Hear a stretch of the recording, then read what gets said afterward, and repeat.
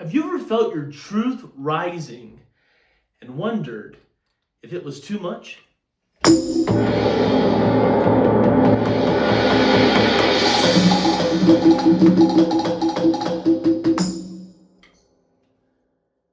That pressure isn't wrong. It's unexpressed power. Holding it back is what hurts. There was a time when a car horn was enough, and that season passed the moment you grew into your own body.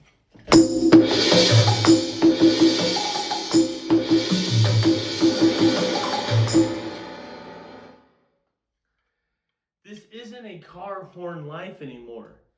It's a train horn life. If this tapped you, tap to subscribe.